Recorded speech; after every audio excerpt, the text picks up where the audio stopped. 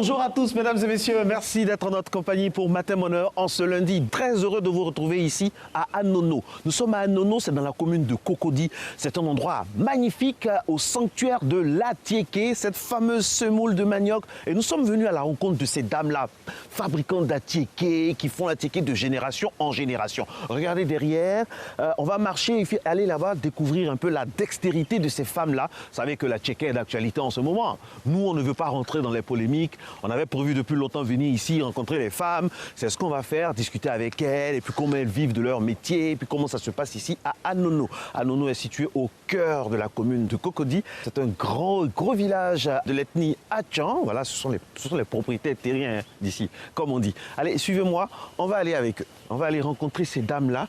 Elles sont en train de se préparer, elles ne sont pas encore sorties, elles toutes. Mais vous pouvez constater, que les préparatifs vont bon train. Alors, je vois ma chérie qui est là-bas, qui est en train de... Bonjour, bonjour ma chérie. Bonjour, ça va bien? On dit quoi ici? Ça va? Oui, ça va. Ça va bien. Alors, on dit à Anono ici, c'est le siège de l'Atiéké. Le meilleur Atiéké d'Afrique, de Côte d'Ivoire vient d'ici, c'est vrai? Oui, c'est vrai. Alors là, vous faites quoi comme ça là? Bon, je suis en train de presser d'abord. Et puis après, je vais enlever, on va écraser. Et puis il y a des femmes qui vont venir spécialement pour taper, elles vont faire des grains et puis ensuite on va préparer, sécher et ensuite on va préparer. D'accord. Alors, donc elles se lèvent tôt. Là, elles ne sont pas encore là. On dit Non, que... elles ne sont pas encore là. Elles doivent travailler à la maison avant de venir. Et quand elles travaillent à la maison, elles sont où? Elles sont de l'autre côté là-bas? Il y a d'autres qui quittent à Toban, il y a d'autres qui quittent à Blocos. Elles marchent, ils ont point pour venir. Mais pourquoi on dit que l'Atiéké d'Anono, là, c'est bon, c'est spécial? Il y a quoi dedans même? Il y a qui dedans? Bon, il y a Dieu dedans. Il y a Dieu dedans. Il y a Dieu dedans parce que bon, la manière qu'on fait notre Atiéké, c'est bien doux, les grains sont bons. Et puis quand les gens viennent, même quand ils mangent, ils apprécient ça. Ok, maintenant ça là, tourner, on va voir. Comment on tourne? Quand on tourne comme ça, c'est pour faire quoi? Quand on tourne là, c'est pour faire quoi? On tourne comme ça pour pouvoir serrer. Bon, attrapez le micro, moi j'ai tourné pour vous. Je tourne comme ça, hein? Oui. Voilà. On va serrer pour que ça puisse sécher. Voilà, mesdames et messieurs, Marco, préparateur d'Atiéké. Voilà. Tout ça là, c'est Matin Bonheur qui me transforme en cuisinier. Vraiment, je sais encore. Ah bon, je sais encore. Voilà. Ah, l'eau sort. Voilà. Que ça puisse sécher. Voilà. Et ensuite, Et quand c'est comme ça sèche, ça c'est le manioc qui est dedans comme ça. le Hein. manioc est dedans. Puis il y a aussi dans les différents. Il y a la pâte dans les différents. Ah, on peut voir la pâte, hein, vous pouvez ouvrir, montrer la pâte là. Allez-y, hein, ouvrez. La pâte là. Ah. Ça, la pâte là, c'est pour faire quoi? Aboudjama? Aboudjama, petit grain, tout. Ça peut faire tout ça d'Atiéké. Ah, d'accord. Allez, mesdames et messieurs, c'est ça. Hein. Passez vos commandes. Alix, je sais que vous êtes très féru d'Atiéké. Toute l'équipe de Matin Bonheur, chacun aura sa part d'Atiéké. Tout de suite, l'image du jour. Regardez, l'image du jour aujourd'hui, c'est un peu ce à quoi ressemble notre société. Des robots qui sont studieux et des hommes qui se transforment en robots, toujours sur leur smartphone. Matin Bonheur, ici, au cœur de la ville, matin de la proximité, avec ces bonnes femmes, ces braves dames qui se lèvent avec le soleil et qui prépare du bonbon Atiéké. On va aller rencontrer d'autres. Merci d'être avec nous. Alix Kokola, c'est à vous. Merci à vous Marco et bonjour à vous tous. Bienvenue dans cet autre numéro. Nous sommes donc lundi. On démarre ce mois de décembre ensemble. Aujourd'hui 2 décembre donc. Marco, le temps pour vous de prendre votre souffle et signaler que nous apprécions votre démarche cohérente. Après le marché de poissons, c'est l'Atiéké. On en a encore en réserve au réfrigérateur. C'est sûr que le festin sera bien mis pour cet après-midi. Alors nous tout de suite, on vous emmène à l'instar de Marcelin qui a exercé quelques petits mouvements comme ça pour presser l'amidon de la semoule d'Atiéké pour la préparation. Nous, on vous incite à faire un peu de sport avec le coach Cool.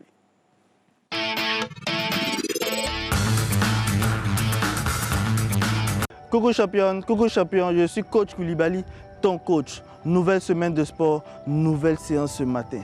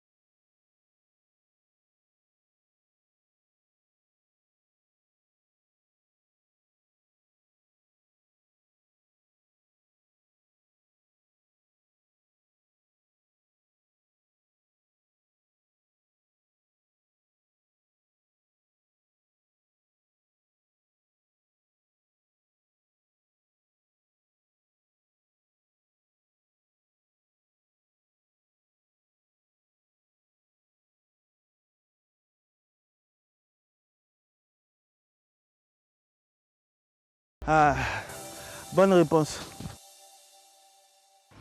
Élévation de genoux avec 2 mains.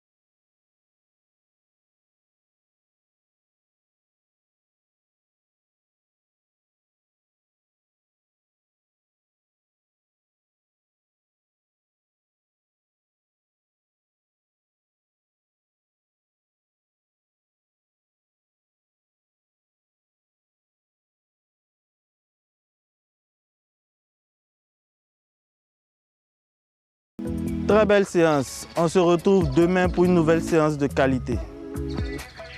Merci coach, et c'est peu de le dire, hein, on apprécie fortement vos exercices séquencés et ciblés pour chaque partie de l'anatomie. Cela permet de travailler tout le corps et de rester en pleine forme. Rester en pleine forme aussi, c'est savoir se nourrir. On vous emmène pour l'histoire du petit-déj.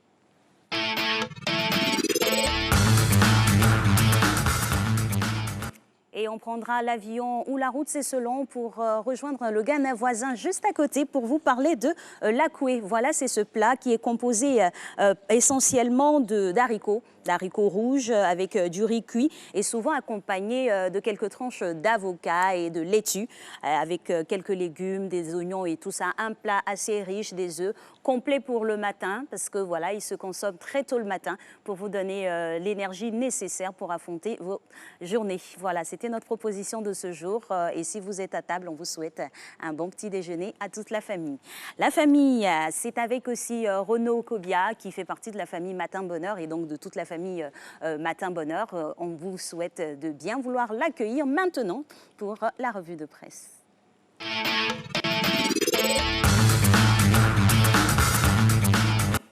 Renaud, bonjour.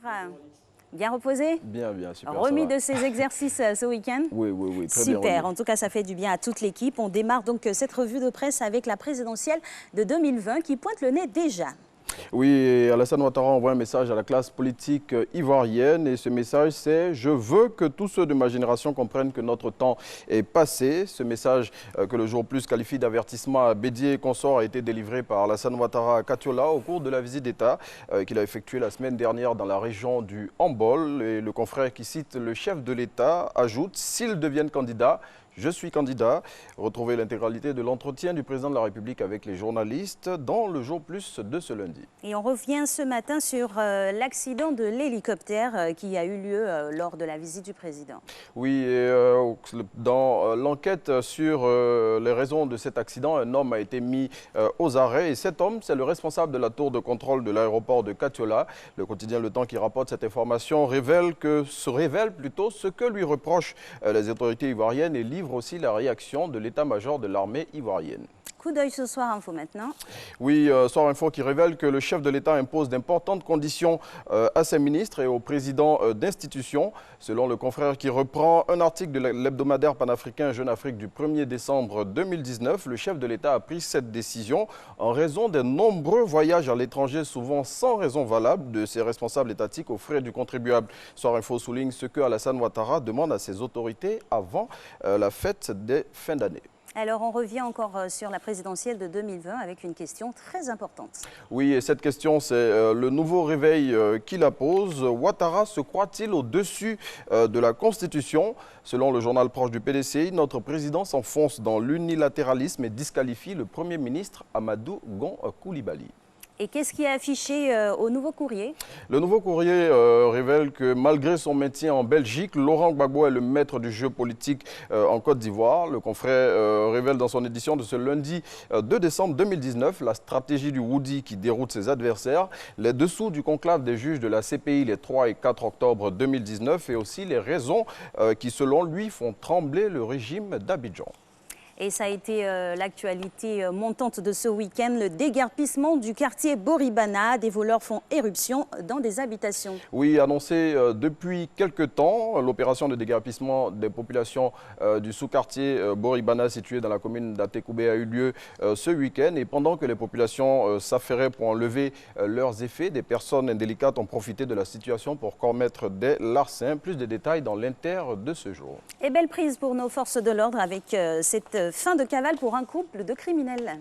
Oui, en fuite depuis 23 ans, un couple franco-belge a été condamné plutôt à la prison à perpétuité, a été arrêté en fin de semaine dernière ici à Abidjan. Selon l'hebdomadaire Allo Police qui relaie l'information, ces deux personnes figuraient parmi les personnes les plus recherchées d'Europe pour le meurtre d'un ressortissant britannique, meurtre commis en 1996. On a envie de dire tout est bien qui finit bien. Oui, tout est bien qui finit bien et c'est ici qu'on s'arrête aussi pour aujourd'hui. Merci Alix et on retrouve les téléspectateurs demain. Bonjour à Marco qui se trouve quelque part dans les rues d'Abidjan. Je comprends bien votre clin d'œil. C'est sûr qu'il va vous apporter quelques sachets d'Abodjaman, bon, quoique il faut changer le conditionnement. Les sachets, c'est interdit maintenant. Merci à vous Renaud, on se revoit à demain. Avant de retrouver Marco, une information très importante. Il faut savoir que nous sommes le 2 décembre, mais hier c'était une journée internationale très importante, celle de la lutte contre le sida. Il faut continuer d'en parler, continuer de faire la sensibilisation, car la maladie est toujours présente. Et pour ceux malheureusement qui ont été infectés, il y a des alternatives maintenant pour mener une vie saine avec la maladie. C'est toujours prendre ces antirétroviraux. Alors aujourd'hui, c'est la journée de lutte ou la journée de commémoration de l'abolition de l'esclavage, cette honte, on va dire, mondiale qui s'est déroulée il y a des siècles derniers. Donc on marque une minute pour penser à toutes ces personnes qui ont été victimes d'esclavage. Quoi qu'encore, il existe quelques poches d'esclavage d'un nouveau siècle qu'il faut démanteler. Merci, on se retrouve dans quelques instants. Le temps pour nous de revoir Marcelin au cœur de l'Atiké. Nous sommes à la recherche des femmes qui font l'Atiké. Voici mon ami, lui il est du village. Il va nous renseigner un peu. Bonjour mon frère. Alors comment ça va? Comment on dit bonjour en hébrier? Ahéon. Ouais. Alors c'est comment cette affaire d'Atiké ici là? Dis-nous tout. Bon, c'est que je suis allongé derrière où tu vois, les garçons, les femmes. Et vous êtes ébrié, vous êtes Hatchan? Si, je suis ébrié. Ah, ça se passe bien à Nono ici? Ça va. Vous êtes natif d'Anono, vous habitez à Nono? Si. Ok. Et quelle est la particularité de leur Atiké là? Pourquoi c'est doux comme ça? Mais c'est spécial. Ah bon? C'est un truc spécial à fond. Ah donc on va bien manger aujourd'hui. Hein. Mais c'est vous-même? Ah. Voilà, tu vas sentir le préparer. Ouais, elles sont là les femmes. Elles sont magnifiques. On va tout payer aujourd'hui. Ah, ça fait combien? Ça fait 2000. Ça fait 2000. Ce que vous êtes en train de faire là, c'est 2000. Comment ça va, maman? Ça va très bien. Je peux vous faire un gros bisou? Ça va bien? Oui, ça va très bien. Alors, dites-nous là, c'est à quelle étape on est là actuellement? Bon, ça, c'est de la Bougama. C'est ce que j'aime là, c'est mon point sensible ça là. Bon, c'est maintenant, il y a mis au feu. On attend 5 minutes pour la cuisson. Ah, 5 minutes. Alors, tout à l'heure, on a vu la dame qui est en train de presser. Quand elle a fini de presser, vous vous récupérez. Oui. Et comment ça se passe? Il y a des dames qui sont là spécialement pour fabriquer ça. Quand elles finissent, nous-mêmes, on fait la cuisson. Ah, d'accord. Ah, et les clients viennent à partir de quelle heure comme ça? 8h, 9h. 8h, 9h. Et quand ils viennent là, qu'est-ce qu'ils commandent? Qu'est-ce qu'ils aiment? Atiké, Abodjaman? Ils aiment beaucoup la tiké. Hein? Oui. Il y a Atiké. Dites-nous toutes les variétés. Il y a Atiké, il y a Abodjaman, il y a quoi? Il y a tiké, il y a Abodjaman, il y a petit grain. Petit grain. Puis il y a tiké gaba.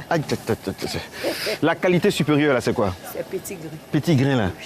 Ah, petit grain, on mange ça avec poisson, on mange ça avec tout. Avec du Brésil aussi. Avec du Brésil. On dit que les gens viennent beaucoup commander pour aller en Europe, c'est vrai? Oui. Ça va beaucoup en Europe. Okay. Mais nous on n'a pas la chance, franchement dit. On n'a pas la chance de partir pour nous en Europe. Ah, parce que ça, c'est le Djidji, c'est l'ori Djidji, ça. Attiqué là, c'est pour nous, hein, c'est pour la Côte d'Ivoire. Hein. C'est pour la Côte d'Ivoire, mais il paraît que... Non, faut laisser ça, faut laisser, il paraît que là. Sinon, les gens vont dire non, nous on est venus rencontrer les femmes qui travaillent, c'est ça qui est la réalité. Hein? L'attiqué d'Anono, l'attiqué de Blocos, tous ces attiqués là, c'est bien. Donc gardez pour nous, hein. Combien vous pouvez me donner comme ça? Pour combien? Pour 1000 francs. Pour 1000 francs, c'est peu, hein, avec les gens qui m'attendent là-bas, là. Alice Cocola, elle mange, hein. Alice Cocola, elle mange, hein. Vous la voyez comme ça, là. C'est mieux pour vous. Ok. Vous nous faites 10 000 francs à Bojama, 10 000 francs à Tchéké, 10 000 francs Petit Grain. Ok, pas de souci. C'est bon? Ok. Affaire à suivre, hein. Merci beaucoup. Bonjour, mes mamans. Bonjour, ça va bien? Aïe, c'est ça, non? C'est comme ça on dit, non? Aïe, on dit quoi, madame? Ça va bien? On dit quoi? Qu'est-ce qui se passe ici, là? On dit quoi? Qu'est-ce qui se passe? Nous sommes en train de faire de la culture là-bas. On est dans notre bureau. Ah, vous êtes où? Actuellement, vous êtes où? On est dans notre bureau. Alors le bureau, là, ça se passe comment, le bureau?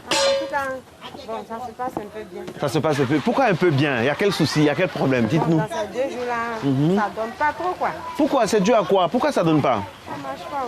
Pourquoi ça marche pas? Je sais pas, il n'y a pas de clients. Il n'y a pas de clients. C'est un peu dur actuellement. Hein. C'est dur pour tout le monde. Hein. Mais pour nous, c'est un peu dur. Ah bon? C'est plus dur que pour vous-même. Ah bon? Oui. Ah d'accord. Et ça fait combien d'années que vous êtes ici, là? Maintenant, peut-être plus de 25 ans que je ne peux pas de la cité. Et vous vous appelez comment? Mobio Dioman Dorothée. Mobio Dioman Dorothée, une chaman de chaman même. Elle est ici depuis 25 ans, mesdames et messieurs. Elle vend la ticket, elle nourrit sa famille. Alors, quand vous venez le matin, là, quelles sont vos habitudes? Quand vous venez, vous faites quoi? Ça, là, ce que vous êtes en train de faire, là, ça, là, c'est quoi? Vous faites quoi? Moi, je ne connais rien à ticket, j'aime manger seulement. Expliquez-moi, comment ça se passe? Là, vous faites quoi actuellement? Là, j'ai fini de faire les grains, ils sont en train de préparer. Hier, comme ça, on a tapé, soulevé, enlevé les saletés qui sont dedans. Maintenant, aujourd'hui, c'est la préparation. Les clients vont venir, chacun se sert. Ah, d'accord. D'accord. Et là c'est quoi? Attiqué petit grain, attiqué gros grain? Ça, c'est à Bojama. Quelle est la différence entre attiqué petit grain et puis à Bojama, au-delà de la grosseur des graines là? Bon, qu'est-ce qui est plus doux? Dites-moi la vérité aujourd'hui. Ça dépend du goût de chacun. D'autres aiment le petit grain et puis d'autres aiment le gros grain. Donc, nous, on fait le gros grain parce que les gens préfèrent le gros grain par rapport au petit grain. Ah, le gros grain ici, c'est doux. Hein? Et puis moi, j'aime que c'est mou là. C'est mou. Quand tu mets la main comme ça, il y a la trace qui reste là. C'est bon chez vous. Hein? Et vous aimez quoi, vous-même? C'est comme ça que j'aime. Mais moi, je préfère Aboudjama petit grain. Je n'aime pas les gros grains. Ah, d'accord. D'accord. Alors, toutes ces marmites là, on entend les chauffer comme ça. Ça se chauffe comme ça. Et là, c'est déjà prêt. Allez, venez.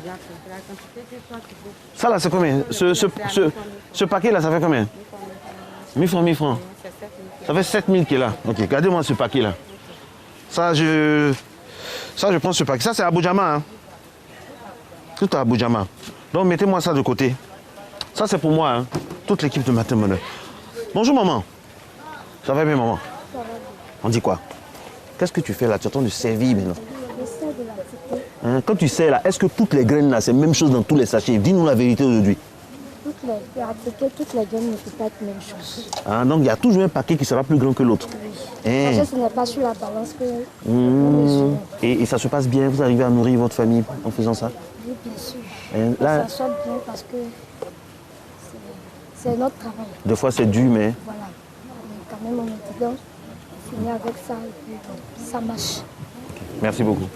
Eh oui, c'est magnifique. Regardez mes femmes travailler. Chacune fait son petit métier. C'est comme ça ici à Anono. Nous, on est très heureux d'être avec vous depuis donc cette cité magnifique au cœur de Cocody. Nous allons aller maintenant avec notre consultant Inforoute. Il s'appelle Paul Arnaud Ekou. Maman, il s'appelle Paul Arnaud Ekou. C'est lui qui nous parle de la route là. Faut dire son nom devant la caméra. Faut dire, voici maintenant Paul Arnaud Ekou. Voici maintenant Paul Arnaud Ekou. C'est parti.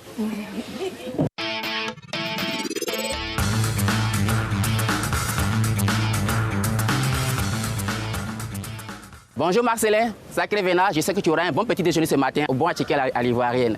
Je suis ici sur le parking d'un grand hôtel de la place, un parking immense, bien aménagé, qui peut accueillir plusieurs dizaines de véhicules, voire des centaines de véhicules. Je suis sur ce parking-là pour rappeler les règles de circulation routière applicables au stationnement dans les parkings. Un parking, même quand il appartient à un privé, est considéré comme une voie publique et de ce fait-là, exige le respect scrupuleux des règles de circulation routière prévues par le code de la route. Il y a une question qui me vient en tête. pour rendre hommage à notre nouvelle police spéciale à la sécurité routière. À l'occasion des grands événements, un agent de police constate qu'un véhicule sur le parking a un stationnement gênant. Peut-il verbaliser l'automobiliste? Peut-il même exiger que ce véhicule soit mis en fourrière, comme les règles de stationnement gênant le préconisent? En principe, oui, parce qu'un parking, comme je l'ai dit, étant une voie ouverte à la circulation publique, nécessite le respect scrupuleux du code de la route au même titre que les véhicules qui circulent sur la chaussée. Les règles essentielles à rappeler quand on entre sur un parking sont bien évidemment les règles de stationnement. Il faut suivre les règles de stationnement fixées par la signalisation en place. Vous allez constater que généralement, il y a beaucoup de marquages au sol, des flèches qui indiquent l'entrée et la sortie. Il va y avoir des marquages, des flèches qui vont indiquer les positions de stationnement en épi, en bande. Il faut les respecter scrupuleusement, éviter des stationnements en double fil, parce que les stationnements en double fil constitueraient des stationnements gênants et pourraient être verbalisés. Il faut également aussi observer des panneaux particuliers. Par exemple, ici, on n'a peut-être pas l'occasion de le voir, mais on verra qu'il y a des panneaux pour les stationnements réservés aux handicapés. Évidemment, même s'il n'y a pas d'handicapé présent, s'il n'y a pas de véhicule spécialisé pour un handicapé présent, vous n'êtes pas autorisé à stationner en cet endroit-là. Vous constaterez aussi que dans certains parkings, puisque ça appartient très souvent à des structures privées, il va y avoir des espaces réservés, des parkings réservés. On a l'habitude dans nos administrations de placer des panneaux pour indiquer telle place de parking réservée à telle personne. Bien évidemment, cela s'applique, il faut les respecter également. Bien évidemment, après les règles de stationnement, la plus célèbre règle du code de la route, comme j'aime à le dire, qui est la priorité à droite, s'applique également dans les parkings. Quand on sort d'un parking pour accéder à une chaussée à grande circulation, on n'a pas la priorité, bien évidemment. Il faut céder le passage aux véhicules, qu'ils viennent de la gauche ou de droite, sauf si on dispose d'une signalisation particulière. Je m'explique. Vous pouvez avoir un parking qui abrite des personnalités et pour lesquelles on veut autoriser le passage de ces personnalités avant tout autre. Donc, observez la signalisation à l'entrée et à la sortie des parkings pour comprendre la disposition à prendre. C'est sur cette règle de priorité à droite à la sortie d'un parking que je finis mon intervention. Je te rends à l'antenne, Marco, et j'espère que tu n'as pas oublié ma part d'attiquer. Merci à Paul Arnaud Ekou. Rassurez-vous, hein, monsieur Ekou, on va vous envoyer de la ticket. Tout le monde aura de la ticket, comme tout le monde a eu du poisson la dernière fois. Là, nous sommes avec une charmante dame qui va nous parler un peu du manioc. À la base, comment ça se passe? Je suis avec elle, elle va se présenter. Attention, c'est très glissant ici. Comment ça va, madame? Ça va bien. Vous appelez comment? Alors là, comment ça se... Ça, c'est quoi ça? Ça, c'est le manioc. Ils ont déjà déterré pour envoyer à la veille. Ils font de la chiquée, de la famille. En tout cas, ça, on appelle ça le manioc yassé. Manioc yassé. Pourquoi yassé? Chacun a son nom. Il y a Wanga, il y a Baïri. Il n'y a pas manioc Marco? Non. Bon, à partir de maintenant, manioc Marco. Hein? Okay. Bon manioc, hein? Hein? Ah ouais, qui va se négliger? Alors ce manioc-là, ça vient d'où? Ça vient d'où? Vous avez déterré ça où? Noir. Et puis, bon, plusieurs communes, plusieurs villes. Et là, ce chargement de manioc, là, ça peut faire combien comme ça? Ça, c'est 50 000. Ça fait 50 000. Ça, le manioc, d'abord, comme il n'y a pas un couteau, j'allais te montrer comment on taille. Envoyez un couteau, s'il vous plaît. S'il vous plaît, envoyez un couteau. Oh, on va tout montrer. On doit tout montrer. Moi, mes téléspectateurs, là, je suis prêt pour eux. Hein, donc, il faut qu'on leur montre tout. Parce qu'il ne faut pas dire, Marcelin, que vous voyez venir quelque part et puis il ne nous a pas tout montré. On ne se cache rien. On se dit tout. Comment on dit couteau en hébreu? Kakra. Kakra. Couteau en hébreu. Voilà. Merci beaucoup, ma chérie. Alors, vous allez voir la pureté du manioc, mesdames et messieurs. C'est la base, c'est de là que tout part. Quand le manioc est bien comme ça, ah, la blancheur. Allez-y. Oh, regardez comment elle est habile. Si c'est moi, il y a longtemps, le couteau a coupé mon doigt. Waouh. Voici le manioc, je dépose ça dans ma cuvette et puis je vais aller laver mon manioc. Attention.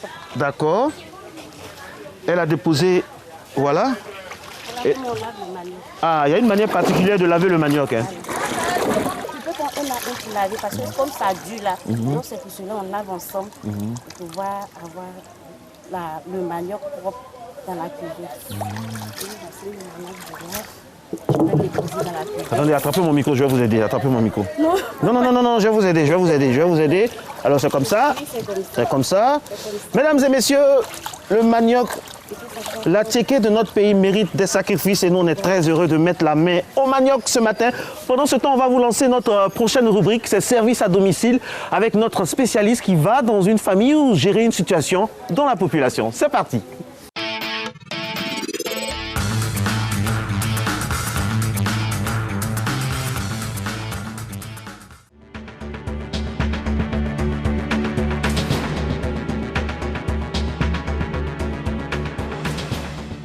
Aujourd'hui, nous sommes dans les tours, les immeubles à grande hauteur, appelés communément IGH. C'est des bâtiments qui sont construits près d'une nappe d'eau pour des raisons de sécurité. Et il existe tout un système de sécurité dans ces bâtiments que vous voyez. Il existe un paratonnerre, un parafoudre et une ampoule crépusculaire qui signale la présence, aux avions la présence du bâtiment. À l'intérieur, vous avez l'arrivée CIE, vous avez la salle transfo, vous avez le tableau général de basse tension et vous avez aussi le local ondulaire. Et tout ça, c'est pour avoir une bonne réserve dans le bâtiment. Et vous avez aussi l'arrivée SODECI, dont à l'intérieur du bâtiment, il y a une bâche de 120 mètres cubes d'eau réservée pour l'extinction en cas de feu. Et vous avez 60 mètres cubes d'eau pour les sanitaires. Voilà les éléments existants dans le bâtiment pour la sécurisation. Et considéré comme IGH, immeuble de grande hauteur, à usage de bureau ou habitation. Et je vous disais, les immeubles de grande hauteur, on pouvait parler des ERP, ça veut dire les établissements répertoriés recevant du public.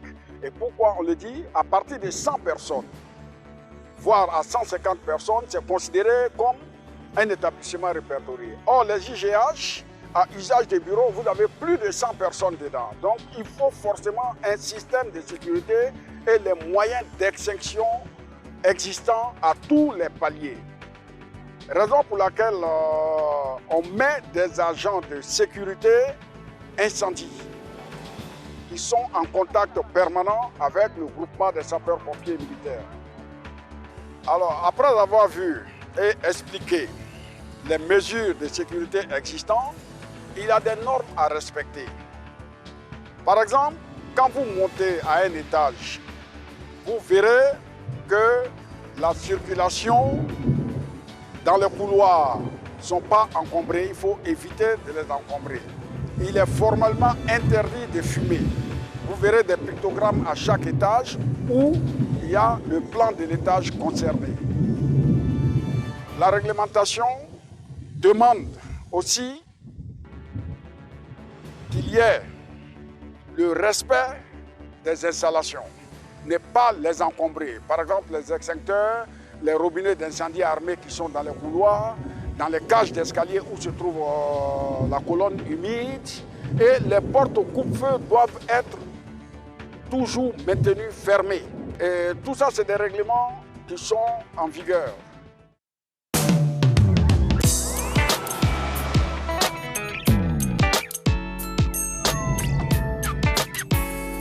Et revoilà le festival des danses traditionnelles du Bunkani Festival C. Le conseil régional, l'ONG L'Étoile du Bunkani vous convie du 4 au 7 décembre 2019 à Bouna, à la 7e édition du festival, sous le thème Jeunesse et femmes, fer de lance du développement local. Au programme, ateliers de formation, chant et danse traditionnelle, maquis géant, gastronomie, écotourisme, défilé de mode, cross populaire et maracana. Fils et filles du Bunkani, amis de la culture, ce rendez-vous est le vôtre, car quand c'est beau, c'est festival.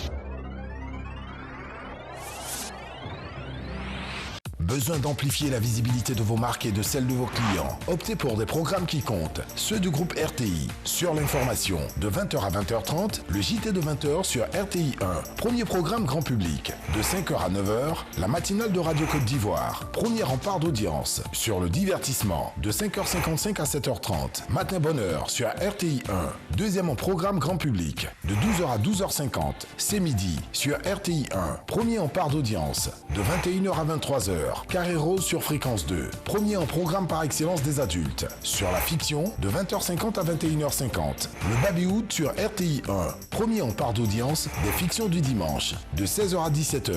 Le Bollywood sur RTI 2. Premier en programme de référence du lundi au vendredi. Et ce n'est pas tout. La chaîne du groupe RTI, c'est 100% de couverture du territoire ivoirien. Les contenus les plus efficaces sont au cœur des programmes des chaînes du groupe RTI. RTI, la marque du service public.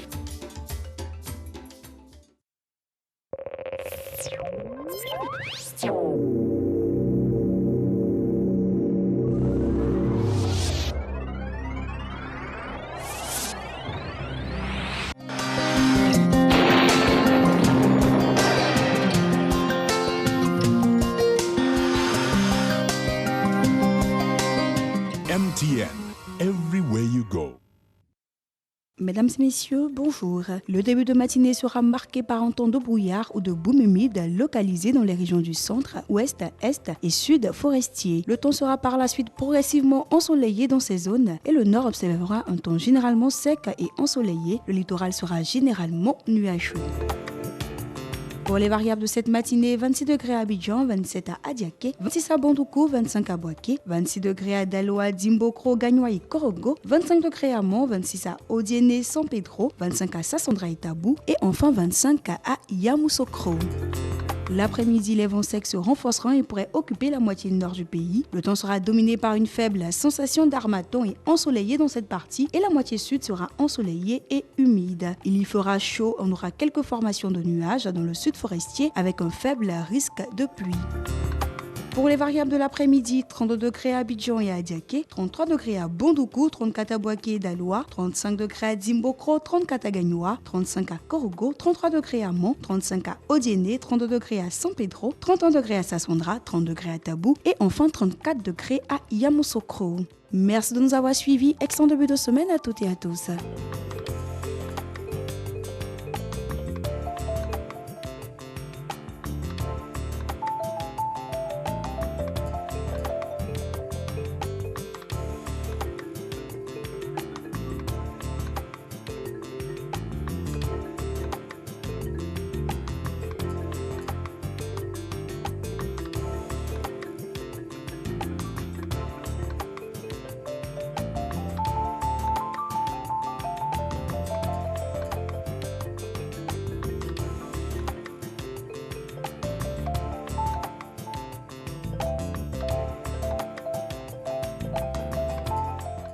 MTN, everywhere you go.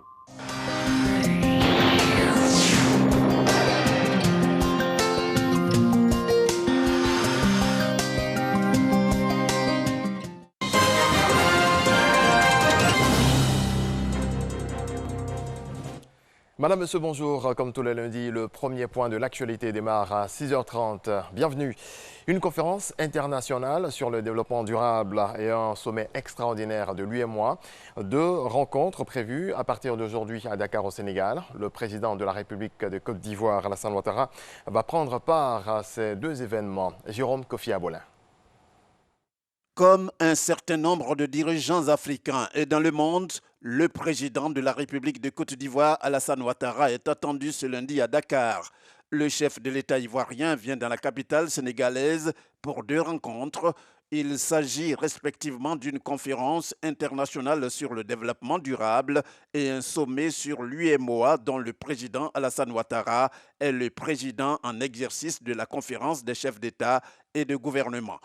En ce qui concerne la rencontre sur le développement durable organisée conjointement par le Sénégal et le Fonds monétaire international en partenariat avec les Nations unies et le Cercle des économistes, les participants vont entre autres s'atteler à trouver le juste équilibre entre développement et dette pour parler justement de cette question. S'agissant du sommet extraordinaire de l'UMOA, il va permettre de plancher sur la situation sécuritaire devenue très préoccupante dans la sous-région. Nul doute que les récents événements au Mali et au Burkina Faso seront au centre des échanges à l'occasion de cette rencontre. Fin de la 5e édition du Salon international de l'agriculture et des ressources animales d'Abidjan. La cérémonie de clôture a eu lieu hier en présence du Premier ministre Amadou Gon Coulibaly. Le Sahara 2019 a généré plus de 238 milliards de francs CFA d'intention d'investissement dans le secteur agricole. C'est ce que nous dit Jean-Luc Bangbo. Clap de fin ce dimanche 1er décembre pour le Sahara. Le Salon international de l'agriculture et des ressources animales d'Abidjan a été pendant 10 jours la scène de toutes les découvertes, rencontres et réflexions autour du monde agricole. Une édition qui, de la vie des participants, a tenu toutes ses promesses. J'ai eu le privilège d'être là à la toute première édition du Sahara. Nous en sommes à la 5e édition.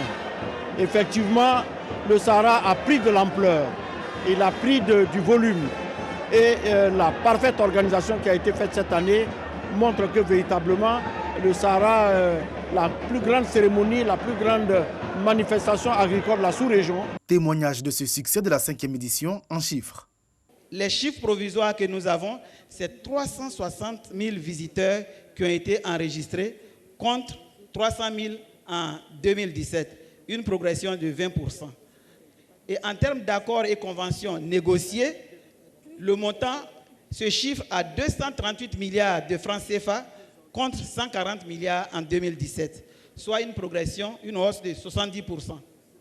Des records battus en termes d'affluence, mais également en termes de qualité des participants.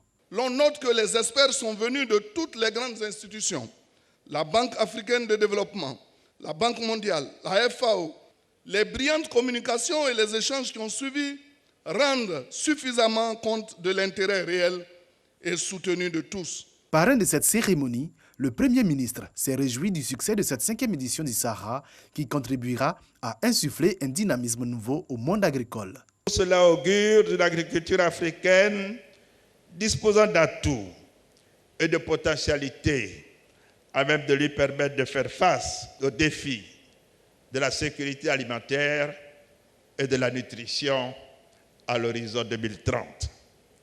Le message d'espoir que nous devons retenir de ce salon est qu'il est possible de relever le défi de la sécurité alimentaire en Afrique. Oui, il est possible à l'agriculture africaine de s'adapter au changement climatique tout en ne nuisant pas à l'environnement. Le Premier ministre a également rendu un vibrant hommage aux acteurs du secteur agricole, artisans des succès agricoles de la Côte d'Ivoire.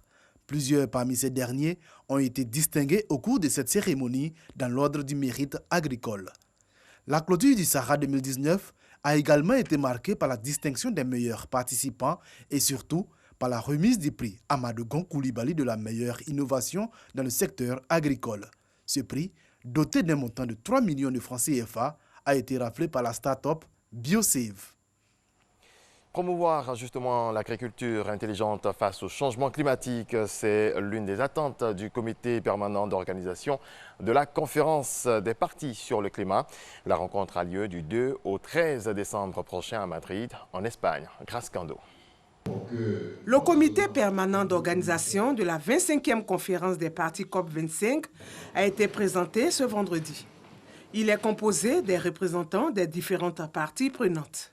Pour le comité de pilotage, la mission principale de ce comité est de donner la vision, les grandes lignes directrices concernant le comité scientifique. Ce comité a pour mission de valider tous les documents stratégiques et les processus qui concourent à la participation efficiente de la Côte d'Ivoire aux différentes conférences des parties. Comité d'organisation, ce comité permet d'assurer l'organisation pratique de la participation de la Côte d'Ivoire aux différentes COP. À ce rendez-vous mondial sur le climat à Madrid, en Espagne, la Côte d'Ivoire va avec plusieurs attentes.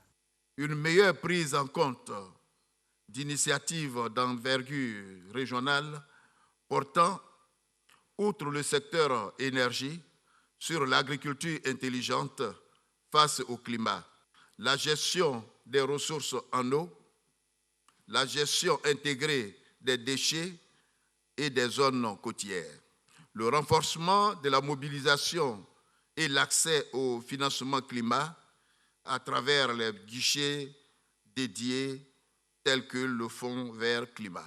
Un document de planification d'action nationale en vue de la réduction des polluants climatiques de courte durée de vie a été remis aux différentes parties prenantes. Voilà qui marque la fin de ce rendez-vous de l'actualité. Nous serons de retour à 7h. Bien évidemment, mais avant 7h, on aimerait avoir votre préférence par rapport au périple de Marcellin. Vous êtes plutôt Abou Djama ou Attiké? Moi, je suis Abou Djama. Abou Djama. Voilà, Marco, les préférences sont données, les commandes doivent passer normalement. Mais là, cette fois, on attend Marco parce que le poisson, je n'ai pas vu. Ah bon Oui. Vous étiez où? J'attends Marco. Parce que la distribution s'est faite, hein. Moi j'étais là.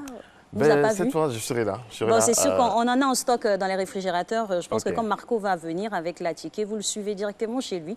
Il vous offrira du bon poisson thon. C'est ce qu'il nous a ramené. Allez, on retrouve Marcellin. On est à l'usine ici avec ma maman que j'aimerais serrer dans mes bras comme ça. 25 ans de vente d'attiqués ici. Elle en a vu des vertes et des pas mûres. Elle a vu des choses. Alors, en 25 ans, il y a beaucoup de choses qui ont changé. Le prix du manioc, la vie est devenue de plus en plus chère. Bon, avant, quand on a commencé, l'état qu'on paye maintenant, là, l'état nous coûtait à 5 000. Des fois même, là, tu peux avoir 2500. C'est beaucoup même. 2500 manioc, là, tu peux vendre de l'attiqué pendant une semaine. Mais maintenant, là, manioc, là, l'état de manioc, on est à 20 000. L'état de manioc, 20 000. Mais toi, tu vois même, là. Toi-même, tu n'as pas envie de payer, mais tu es obligé. Parce que tu ne peux rien faire. Et comment on peut vous aider? Je ne sais pas comment on peut nous aider parce que les manioc... Vous êtes organisé? Est-ce que vous êtes organisé en coopérative, en association? On n'est pas organisé en coopérative. C'est ça aussi votre affaire là. Quand la coopérative arrive là, bon, chez nous ça ne marche pas. Eux ils gagnent plus que nous. Oh. Donc nous, ça ne nous arrange pas. D'accord. Est-ce que la chefferie d'Anono vous aide? Non, la chefferie ne nous aide pas. Chez nous ici, c'est chacun pour soi. D'accord, waouh. Alors, on va retrouver notre sœur avec qui on a lavé le manioc tout à l'heure. Là, ça c'est... Tu as lavé, on a pressé, mais on devait écraser là. Le manioc se fait, l'attiqué se fait étape par étape. La quoi? L'attiqué se fait étape par étape. Faut pousser ma soeur un peu. Vas-y. C'est, comment on appelle? Afin de faire l'attiqué, on achète le manioc, on épluche, on lave bien propre. Maintenant, on pile, on fait la pâte. Après la pâte, on met dans les sacs. On met dans les sacs pour que l'eau descende. L'amidon descend. Maintenant, si on la met dans les sacs, on attend le lendemain. Le lendemain, quand on presse, c'est bien sec. Maintenant, on prend la pâte, on casse.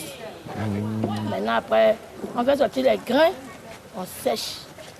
On sèche, il faut que ça soit bien sec. Quand c'est bien sec, maintenant, on tamise, on fait sortir les grains. Il y a des différents grains. Ça dépend de ce que tu veux, ce que tu demandes. On peut te faire même des grains, des plus petits grains. Bon, moi je veux des grains, grains Marco. Grains Marco. Il faut créer un nouveau grain. Chez nous, il n'y a pas de grains Marco, on appelle ça attiqué ministre. Voilà, bon, moi je veux attiquer président. Je veux dépasser ministre là même. Non, il y a président, il y a ministre. Il y a roi, tout ça, attiqué roi. Il y a attiqué spécial. Tu demandes comment? Bon, faites ça pour moi, Mais moi, ça, c'est spécial. D'accord, donc je commande et puis je vais prendre ça après. Tu demandes maintenant, on te fait les grains. Il y a des petits grains, il y a des gros grains, il y a des moyens grains, il y a tous les grains. D'accord. D'accord. Et pour Garba aussi, vous faites Garba aussi? On fait tout, ça dépend de tout ce que tu demandes. D'accord. Ça, c'est le brier qui peut faire ça. Mais vous n'êtes pas trop cher? Non, on n'est pas trop cher. L'attiqué, le brier fait, en tout cas, moi, parce que le brier c'est ça, là? Ça, c'est attiqué ministre. Et il y a plus petit que ça. Tous les grains sont justes. On arrive à faire ça. En tant que chez le brier, on peut trouver ça. C'est pas attiqué beaucoup sur le marché. Mais pourquoi on appelle ça attiqué ministre? C'est la qualité supérieure de ça. Quand il y a les cérémonies, les grandes cérémonies, c'est ça, on voit ça chez les ébouillés. Les gens disent que oui, les ébouillés vendent une fois attiqué et puis ce qu'ils mangent, oui, parce que c'est difficile à faire. Ça prend le temps. Parce que quand ça cuit, tu as l'impression que tous les grains sont justes. Tu as l'impression que c'est à la machine. On a fabriqué les grains. Parce qu'on a des différents grillages pour faire sortir les grains. Ouais. Ah oui, mesdames et messieurs, vous le constatez, hein, on est dans le royaume de l'attiqué, quoi. Ah là là là là, manioc, attiqué blanc, attiqué petit grain. Et là, du bon attiqué chez les tchamans, Alors, quel que soit l'endroit d'où vous nous regardez, c'est ici qu'on a l'attiqué original, avec ces braves femmes qui se lèvent, elles ont dit, hein, à 3 heures du matin pour vraiment faire en sorte que tout Abidjan soit nourri. Il y a des voitures, il y a un défilé de voitures qui vient ici. Et nous, on a été très heureux de passer ces moments-là avec elles, de comprendre, de les comprendre. Loin de toute volonté de faire un débat. Non, nous, on est venus simplement rencontrer des femmes braves. On ne veut pas rentrer dans un quelconque débat. On avait prévu passer ici depuis longtemps, bien avant ce que vous savez. Et là, on est très heureux de les avoir rencontrées, discuter avec elles. Et connaissant leur générosité, je sais qu'elles vont me couvrir de beaucoup de cadeaux. N'est-ce pas, mesdames? Ah, répondez bien. Oui. Ah, d'accord. Donc, vous allez me donner quoi? À mini, c'est puis quoi? Vous allez me donner quoi? On va te donner du bon attiqué ministre. Ah, mesdames et messieurs, du bon attiqué ministre. Oui, destin ministériel pour l'attiqué pour le moment. En tout cas, j'ai été très heureux d'être en votre compagnie. Nous sommes à Nono, pas trop loin de la RTI. On va rejoindre Alix Kokola. Alix, il y a l'attiqué à gogo pour tout le monde. C'est gâté. À tout à l'heure. Alors, c'est une bonne nouvelle. Nous, on ne va pas tout gâter. On va vous accueillir encore sur ce plateau. Vous avez parlé des femmes. Vous étiez au cœur des femmes. Les femmes au cœur du système de production de l'attiqué spécifiquement pour ce matin. Mais on retrouve des femmes partout. Et pour qu'elles soient productives et qu'elles nous prennent, on va dire, dans le creux de la main avec soin, il faut qu'elles soient en bonne santé et soient traitées avec les égards qui sont dus à leur rang. Alors aujourd'hui, pour Instant Vérité, on s'arrimera encore à la féminité, à la cause des femmes pour parler de ces 16 jours d'activisme qui ont démarré depuis le 25 novembre dernier avec la Journée internationale des luttes contre toute forme de violence de tout genre. Alors, violence à l'égard des femmes, à qui la faute? La question sera posée à Madame Georgette Zamblé-Ballier. Elle est psychologue, experte en genre et développement et par ailleurs présidente de l'ONG Lead Africain, juste après le jingle.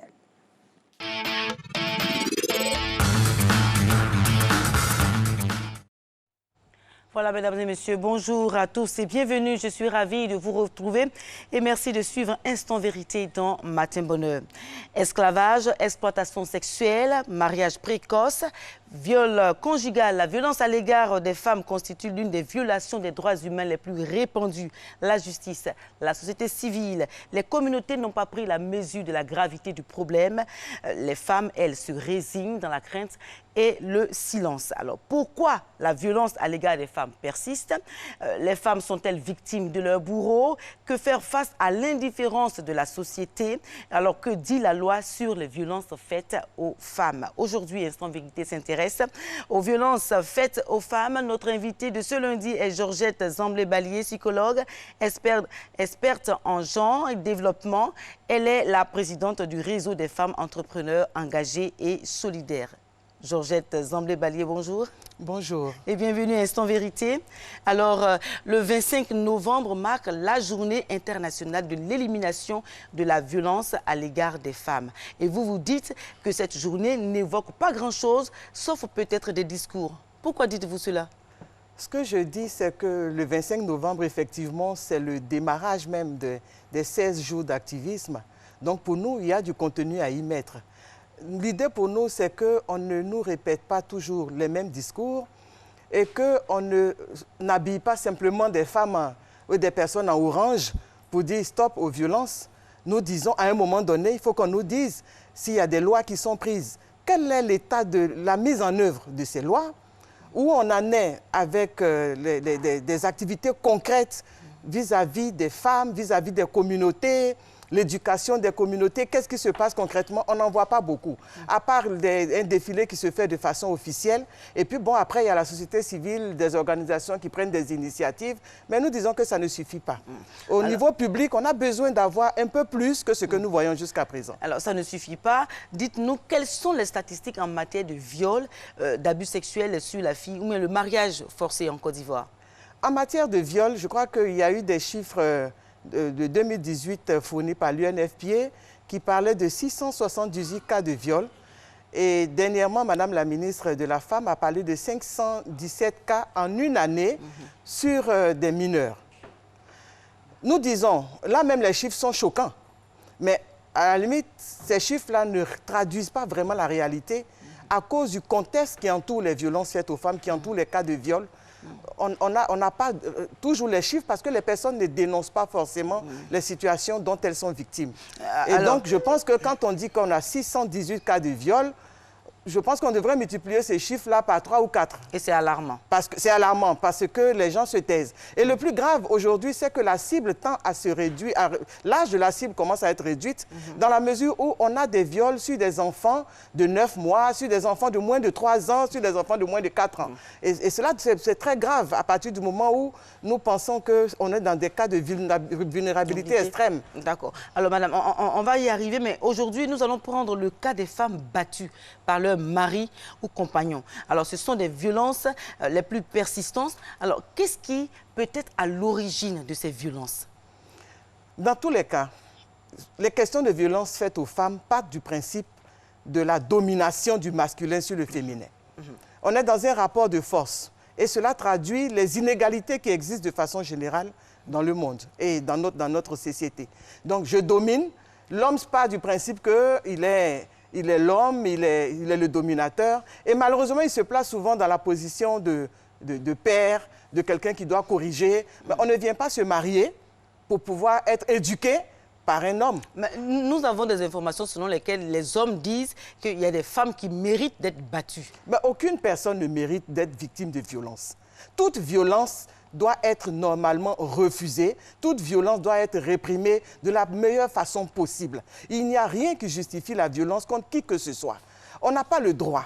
À quel titre un homme dit qu'il est partenaire d'une femme et se met à la battre simplement parce qu'elle n'a pas fait ce qu'il voulait? Mais il y a des femmes qui ne respectent pas leur mari, qui ne respectent pas leur compagnon. Oui, mais ce n'est pas une raison pour battre qui que ce soit. Il y a des femmes qui sont... Est-ce que vous savez qu'il y a beaucoup d'hommes qui ne respectent pas non plus leur conjointe?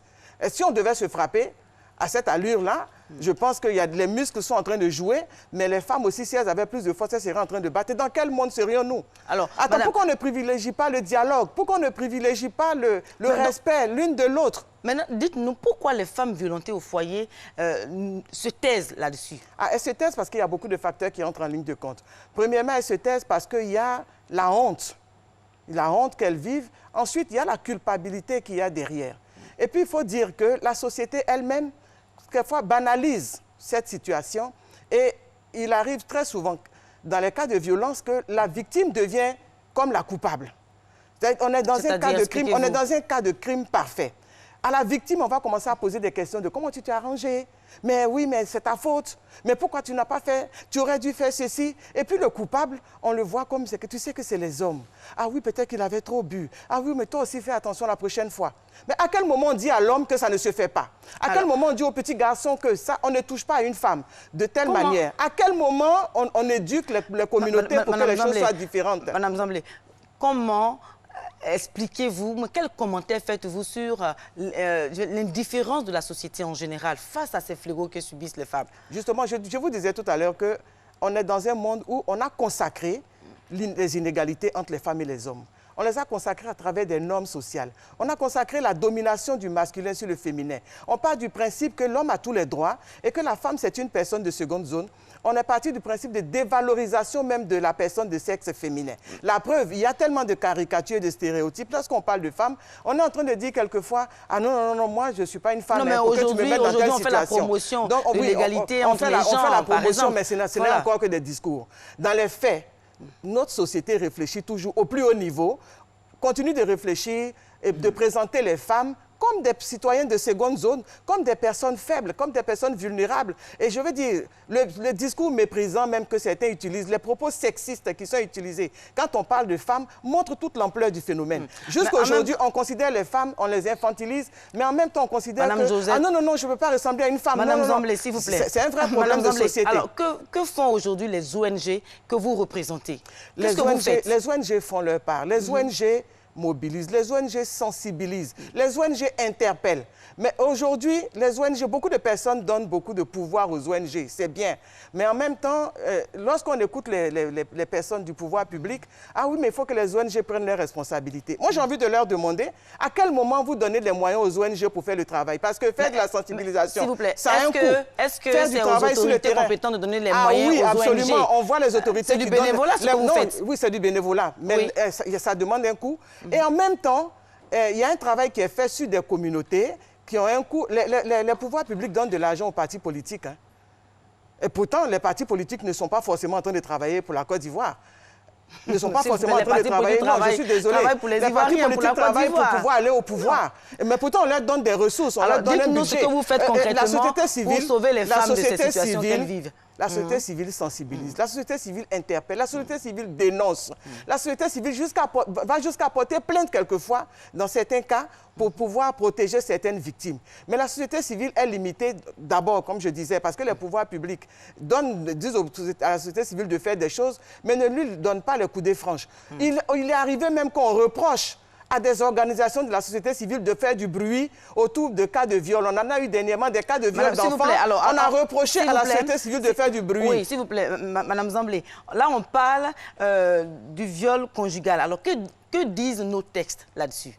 Nos textes aujourd'hui sont devenus un peu plus, je vais dire, un peu plus précis. Aujourd'hui, les textes partent du principe que dans un couple, il y a présomption, par exemple, d'accord. On est d'accord pour, par exemple, aller au lit avec son homme, avoir des rapports avec lui. On part du principe qu'il y a consentement.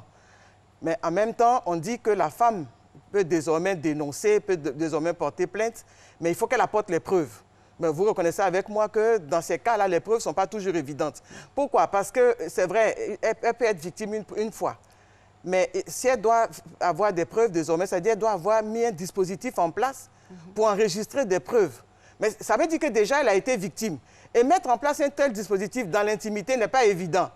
Donc, ce n'est pas facile. Maintenant, après, il faudra que des mesures suivent pour voir de façon concrète comment on apporte des preuves. D'accord. Est-ce qu'il y a une stratégie de lutte contre les violences faites aux femmes en Côte d'Ivoire? Oui, il y a une stratégie qui existe. Le seul problème que moi j'ai avec les stratégies nationales de façon générale, c'est la mise en œuvre.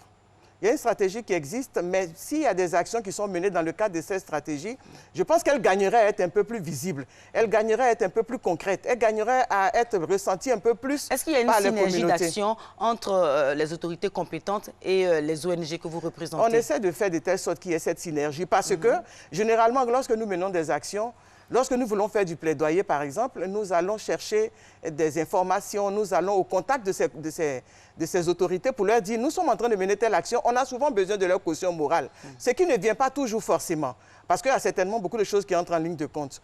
Maintenant, je disais tout à l'heure qu'une des difficultés de la société civile, c'est que lorsqu'elle demande aux communautés, aux personnes victimes, aux communautés de se mobiliser face à telle ou telle situation, mais il y en a très peu qui se mobilisent. On ne peut pas donner... C'est-à-dire, nous devenons membres de la société civile parce que nous sommes engagés, il y a une cause que nous portons et nous faisons de notre poche. Toutes les activités sont menées de notre propre poche. Ah, je veux mener telle action, je vais sortir de l'argent de ma poche pour le faire. Mais quand je demande à des populations, ah, il y a telle situation, levez-vous, venez que nous puissions protester, venons pour que nous puissions parler aux autorités. Personne ne vient. Pourquoi, selon vous? Justement, c'est la question que moi j'ai envie de creuser parce que nous voyons que lorsque les hommes politiques les appellent sur des places publiques, on n'a même pas besoin de les appeler deux fois que déjà les places publiques sont pleines. Est-ce que vous êtes en train de dire que la politique est un frein à la dénonciation des faits Ah oui, ce que nous voyons, c'est qu'aujourd'hui, notre population, notre société, malheureusement, est en train de politiser tout. C'est-à-dire qu'on met en second plan tout ce qui est fait social. Tout ce qui est problème social n'est pas considéré autant que le politique. On va passer des heures sur des places publiques en train de parler de politique, de querelles entre politiciens. C'est-à-dire que la politique a envahi notre espace social au point où on oublie qu'en dehors des querelles entre les politiciens, en dehors des intérêts politiques, il y a des intérêts sociaux qui sont plus importants et lorsque ces questions seront réglées, les politiques se lèveront et comprendront que nous avons d'autres besoins. C'est parce que aussi les populations se rendent compte que les ONG sont, je vais dire, sont pistonnées par des politiques aussi. Jamais de la vie. Il y a peut-être des ONG, mais il y en a très peu peut-être. Hein. Et ces ONG-là n'ont pas forcément pignon sur rue. S'il y a des personnes qui ont envie de de se faire pistonner par des partis politiques, c'est que ces personnes sortent normalement du cadre des ONG. Mais nous sommes engagés, nous sommes, je veux dire, nous sommes très autonomes, très indépendants. La preuve, je vous disais tout à l'heure qu'on nous reproche même quelquefois d'avoir fait du bruit sur des questions, alors qu'il faut laisser les gens faire. Nous disons, mais nous sommes dans notre rôle. La société civile doit dénoncer, la société civile doit faire du bruit. Et moi, quelquefois, je leur demande, vous étiez en train de faire quoi pour que le bruit vienne vous trouver? Nous sommes obligés de faire du bruit pour nous faire entendre au plus haut niveau. Nous n'allons pas aller rencontrer directement le président de la République, par exemple, pour lui faire part de quelque chose. Mais si nous faisons du bruit, c'est pour qu'il entende et qu'il dise, qu'il donne instruction à ses collaborateurs pour faire leur travail. Maintenant, généralement, je pense que les gens ne veulent pas que nous en parlions parce qu'ils ont peur qu'on dise qu'ils n'ont pas fait leur travail. Madame Zamblé, alors, les populations ne soutiennent pas les actions pour dénoncer les violences faites aux femmes. Qu'est-ce qui peut provoquer cela? Qu'est-ce qui peut justifier une telle attitude? Il y a la peur. Il y a aussi le fait qu'on va dire, on a fini par instrumentaliser un peu la société en faisant de telle sorte qu'elle mette en second plan ses propres problèmes. Ça peut être aussi un comportement, on évite, on n'ose pas parler parce qu'on pense que plus on en parle, plus le problème est là. Et puis après, quand on a fini de dénoncer, on vous dit attention à ta sécurité parce que tu es en train de dire des choses, les personnes qui sont coupables là vont venir t'attaquer. Donc du coup, les gens ont un peu peur de le faire à visage découvert. Nous recevons beaucoup de messages, on va dire inbox, nous recevons beaucoup de messages privés pour nous interpeller, pour attirer notre attention, pour nous dire il y a telle situation. Pour vous encourager? Non seulement pour nous encourager, parce qu'il y a beaucoup qui nous encouragent, parmi même les autorités compétentes, il y en a aussi qui nous encouragent en douce, mais au niveau des communautés elles-mêmes, je vous dis, à 4h, 5h du matin, lorsque je prends mon portable, quelquefois, je reçois des messages. Ah, je suis en train de vivre telle situation en ce moment, venez à mon secours. Et puis, on essaie de les orienter vers les différentes organisations. Nous prenons nos responsabilités. Quelquefois, comme les victimes ont peur de porter plainte, nous sommes obligés d'aller porter plainte à leur place pour que la situation soit réglée. Parce qu'on se dit que lorsqu'on est ensemble, on est plus fort. Finalement, à qui la faute? Je pense que la faute est premièrement à la société. À cette société qui, aujourd'hui, ne considère pas suffisamment les situations de violence faites aux femmes. À la société qui banalise ces situations de violence faites aux femmes, qui en rit et qui reste assise dans ses salons en train de se plaindre au lieu de mener des actions, au lieu d'aller de façon visible mener des actions aux côtés des organisations de la société civile. Donc c'est cette société-là qui a créé des inégalités entre les femmes et les hommes qui est dans un premier temps coupable. Après, dans la société, il y a différents niveaux de responsabilité, tant au niveau des pouvoirs publics que des communautés elles-mêmes et des ONG aussi, parce que peut-être que les ONG... Peut-être, on me dit qu'elles n'en font pas trop, mais je pense que les ONG font déjà beaucoup. Déjà beaucoup avec les moyens dont elles disposent.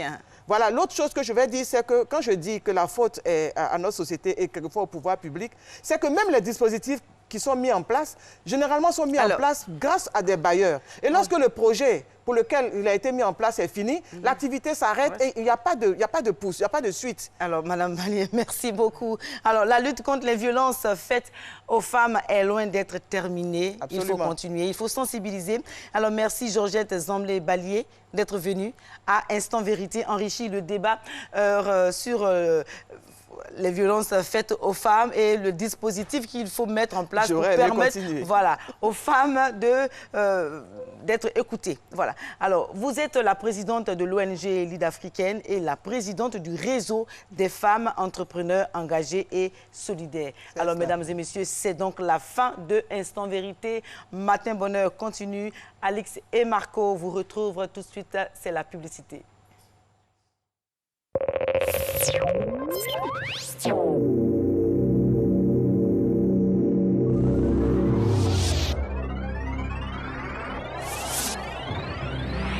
Le ministère prophétique de délivrance et d'évangélisation MP2, la Cité Dorée et le couple Berger Kouakou vous invite au programme divin de prière dénommé Silo. Thème: comment va ton foyer? Sous-thème: la réconciliation. Date et heure du mardi 3 au vendredi 6 décembre de 16h à 20h. Du samedi 7 au dimanche 8 décembre de 8h à 14h. Lieu: siège de la Cité Dorée ici à Abidjan Riviera 2 à Nono. Entrée libre. Infoline 07 16 61 16 05 04 82 82.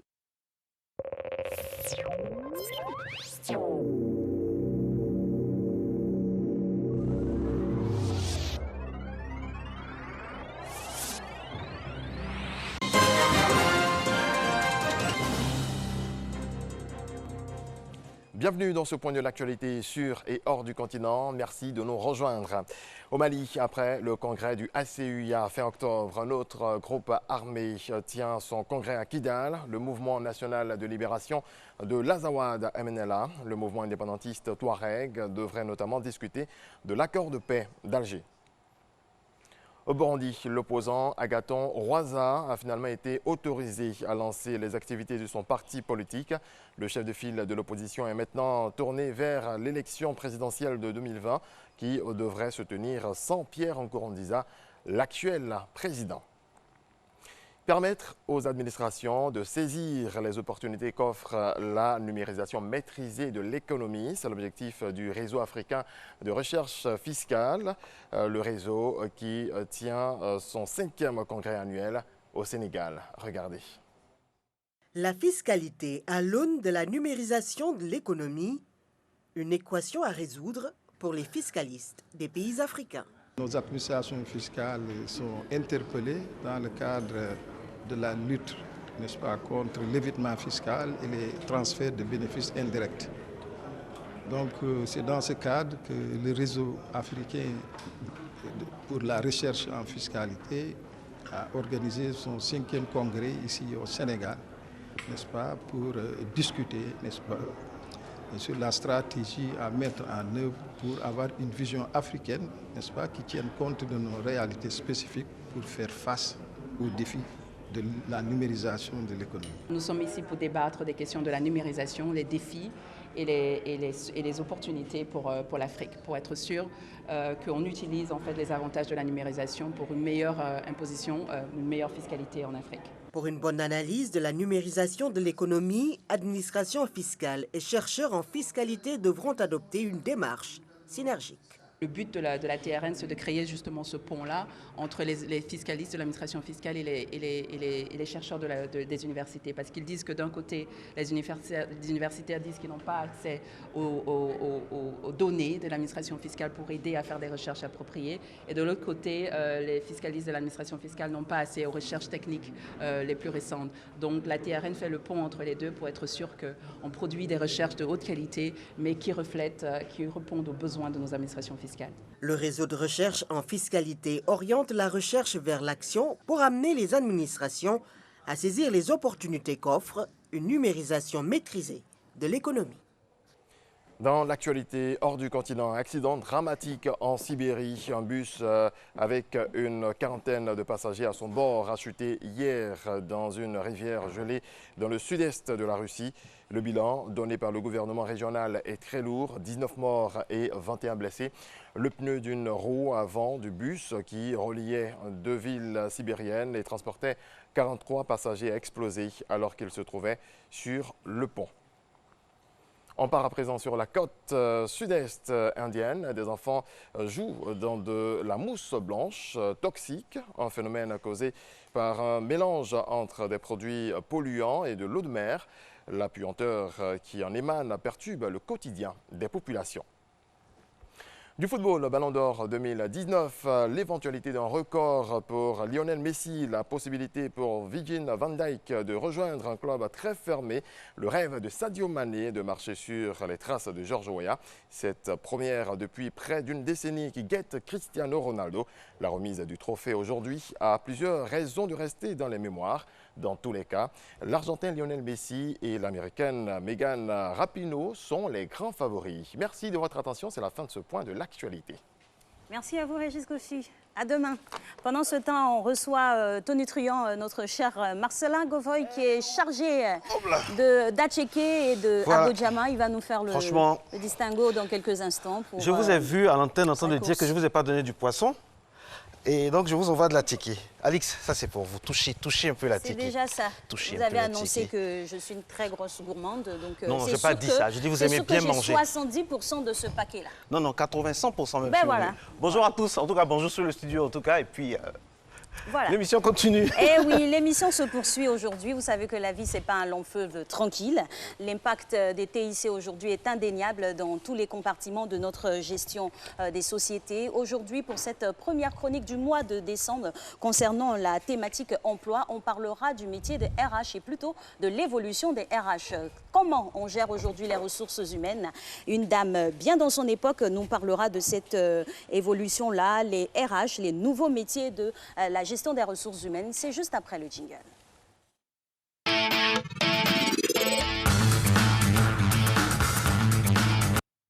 Bonjour Madame Aniela V. Kwaku, vous êtes consultante en ressources humaines. Bienvenue sur notre plateau. C'est bien cela, bonjour. Bonjour, c'est votre baptême de feu. Hein. C'est mon baptême de feu. Je vous rassure tout de suite, vous aurez aussi une boule d'attiqué. Merci. Voilà. Alors, première question, un RH, on disait ressources humaines. De plus en plus maintenant, on dit rendre heureux. C'est ça? C'est ça, parce que vous savez, il y a un adage qui dit que est-ce que l'argent rend heureux? On en discute encore, mais le bonheur permet effectivement d'avoir de l'argent, ça c'est indéniable. Voilà, alors dans votre fonction de ressources humaines, aujourd'hui, est-ce qu'on peut qualifier les ressources humaines comme avant? Ah non, je ne dirais pas qu'on peut qualifier les ressources humaines comme avant. On a longtemps parlé de gestion du personnel. Pour aujourd'hui parler plus de gestion de ressources humaines, parler de management de capital humain, parler d'identifier, de séduire des talents.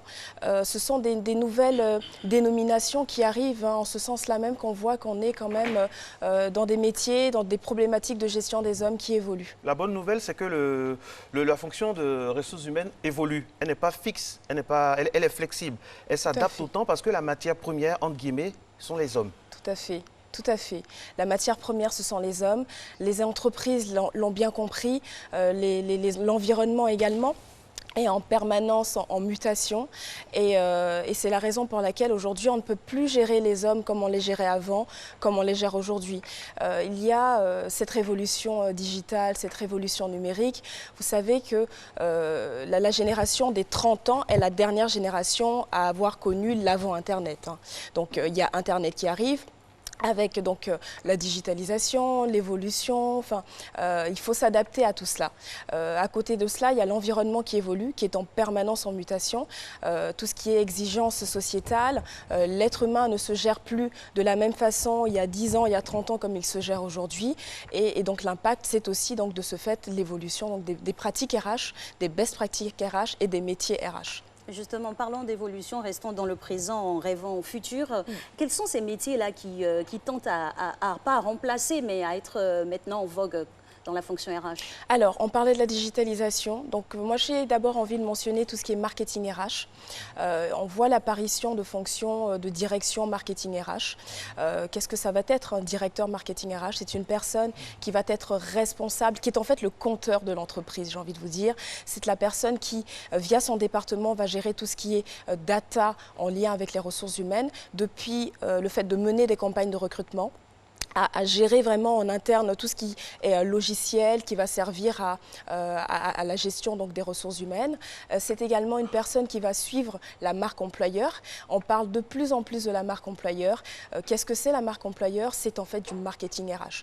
Qu'est-ce que le marketing RH? C'est du marketing qui est adapté aux ressources humaines pour justement pouvoir tirer un maximum de ces hommes et ces femmes qui ont des valeurs qui évoluent, qui ont aussi des métiers qui évoluent, qui ont des attentes surtout qui évoluent. Et il nous faut, nous, RH, pouvoir répondre à ces attentes-là. Vous avez parlé d'employeurs. Je vous prends au mot, madame. C'est que comment les employeurs voient l'évolution de la fonction RH? Comment ils appréhendent ça? Comment, sociologiquement, ils se disent que le RH, il vient pour m'aider, ou bien le RH, il vient pour me contrôler, le RH, il vient comme interventionnaire pour mon équipe? Comment ils appréhendent ça? Est-ce que cette appréhension qu'ils ont évolue avec le temps, avec la société, sociétalement parlant, comme vous avez dit tout à l'heure? Vous savez, le changement pour l'homme n'est pas évident. On a peur de l'inconnu. Donc de ce fait, la réaction de l'employeur, c'est un peu toutes ces réactions que vous venez de citer et que nous côtoyons au quotidien, nous, experts du domaine des ressources humaines. Et pourtant, il faut accompagner ce changement. Et pourtant, il faut être là à prendre des décisions qui sont nécessaires pour prendre les bons tournants pour nos entreprises. Donc tout cela contribue à l'accompagnement du changement, au pilotage, et c'est aussi, si vous voulez, de notre responsabilité à pouvoir faire évoluer quelque part les mœurs, à être toujours à vivre avec son temps et à surfer justement avec les évolutions qui arrivent. Donc c'est un mélange de tout ça, hein. C'est une peur effectivement aussi, parce que ça fait partie de l'homme, hein, de ne pas forcément être préparé à ce qui va venir et d'appréhender. Alors, Madame Kwaku, de votre intervention, est-ce à dire qu'aujourd'hui, l'évolution est dans la pédagogie d'abord, parce que ce n'est pas maintenant la révolution? Alors, la révolution, elle est déjà en marche. Elle est déjà en marche, quoi qu'il arrive, avec, donc, comme je disais, cette révolution digitale, ces générations qui évoluent, qui ne parlent pas de la même façon que les générations d'avant, qui n'ont pas les mêmes motivations, qui n'ont pas les mêmes comportements, qui n'ont pas les mêmes attitudes. Pour autant, il faut justement pouvoir prendre le tournant assez rapidement. Donc la révolution, elle est déjà en train de se faire, hein, depuis un certain nombre d'années. Alors, il y a plusieurs écoles qui s'affrontent au niveau des RH. Il y a ceux qui sont tendance, j'accompagne celui qui vient dans son plan de carrière, je fais en sorte que vraiment ça soit bien tracé, qu'il s'adapte à tout ce qui va arriver ou qui peut ne pas arriver. Et puis il y a d'autres tendances, moi c'est plutôt l'ensemble, le groupe, l'entreprise, l'entité. Bien sûr, il y a plusieurs tendances et toutes méritent leur place. Il faut, pour choisir le bon positionnement, avoir une intelligence, je dirais, des situations. Il peut avoir des contextes et des situations qui nécessitent de se consacrer à un domaine, comme il peut avoir des situations qui nécessitent d'avoir du recul et une vision globale. Voilà, donc c'est cette agilité-là, quelque part, c'est cette proactivité, cette écoute, cet esprit visionnaire et d'anticiper, qui sont aussi quelque part des qualités que doivent avoir les nouveaux professionnels des ressources humaines, les décideurs actuels, pour pouvoir justement prendre les décisions qu'il faut et puis voilà, adapter en fait, hein, le style qui va permettre de pouvoir atteindre la performance. Alors franchement, c'est dire que le déclic, c'est maintenant. Maintenant, il nous faut mettre en place ce mécanisme-là de changement avec plusieurs profils, parce qu'on a assez de profils dans les nouveaux métiers de RH. On parlait notamment du directeur marketing, mais pas que. On a encore des talents acquisition spécialistes, talents manager, responsable de la diversité, responsable de l'éthique, happiness manager, beaucoup de termes anglo-saxons, mais qui devraient pouvoir s'arrimer aussi à nos réalités. Alors, vous savez, l'anglais est une langue utilisée dans le monde, c'est celle qui permet aux humains que nous sommes de pouvoir se comprendre. Et c'est en ce sens-là qu'effectivement, la plupart des postes aujourd'hui, vous verrez anglais indispensable, anglais souhaité. On parle même de franglais, hein, pour nous les francophones. Mais oui, l'OIF nous incitera à le faire. Donc ce sont les nouveaux métiers. Je ne sais même plus si on va parler de nouveaux métiers parce qu'ils ont fait leur apparition depuis un certain nombre d'années. Justement, Madame, qu'est-ce que ces métiers-là apportent concrètement à la productivité de l'entreprise? Parce qu'il faut y arriver. Parce que le but, hein, c'est pas des philanthropes, c'est de faire du profit. Alors, à quel moment on quantifie, on se dit, oui, voilà ce que ça m'a apporté, voilà la plus-value que ça a apporté à mon entreprise? Alors, il y a pour cela des études qui sont mises en place, hein, des études RH, pour mesurer justement la corrélation entre l'arrivée, la réalisation de ces métiers-là, l'application de ces best practices et les retombées qu'on peut avoir au sein de l'entreprise. Donc, ce que l'entreprise recherche in fine, ne le perdons pas de vue, ce sera toujours la performance. Vous avez parlé de Chief Happiness Officer. Alors oui, les salariés accueillent ce métier-là avec le sourire, parce que je le disais en préambule, hein, est-ce que l'argent rend heureux? On en discute encore, mais le bonheur, en tous les cas, fait l'argent, ça c'est indéniable. Quand vous avez au sein de vos sociétés des salariés qui aiment faire ce qu'ils font, ils vont aimer revenir pratiquer. Et plus ils pratiquent, plus ils performent. Plus ils performent, plus justement le feedback de l'environnement et de la direction est là. Et donc c'est cette performance-là qu'on cherche in fine, donc pour donner un exemple. Alors, toujours parlant de ces métiers-là, on les a cités pêle-mêle, mais leur composante intrinsèque se décline comment au quotidien? Pour ceux qui nous regardent aujourd'hui, qui avant de sortir de leur domicile, suivent Matin Bonheur, ils se retrouvent à la chronique emploi. Quand je rentre dans mon entreprise, comment ça se matérialise? Comment j'arrive à identifier ces nouveaux métiers dans notre hiérarchie? Alors, déjà via le processus de recrutement. parce que dans un processus de recrutement, on rencontre effectivement les experts des ressources humaines. Et donc, on peut identifier ces différents métiers-là. Vous savez, c'est déjà un indicateur pour un candidat. Un candidat qui est aussi recruteur. Moi, j'insiste, quand on parle de recrutement, on est deux à se recruter. À la fois la personne qui va intégrer donc, la structure, elle recrute cette structure, elle choisit de lui donner les compétences, hein, de lui consacrer du temps, parce qu'on passe beaucoup plus de temps au travail que, que notre vie personnelle avec les personnes de notre sphère privée. Et dans l'autre sens, effectivement, l'employeur recrute le salarié. Donc, selon qu'il va être amené à rencontrer un DRH ou vous savez, il y a encore le terme direction de l'administration. Parce qu'avant, on parlait de gestion de personnel. Aujourd'hui, vous allez de plus en plus trouver gestion de ressources humaines, talent manager. Plus cette personne-là va avoir l'indication de à quel point est-ce que le développement des ressources humaines est important, en fait, hein, pour la structure qu'il va intégrer. Alors, madame, il y a aussi...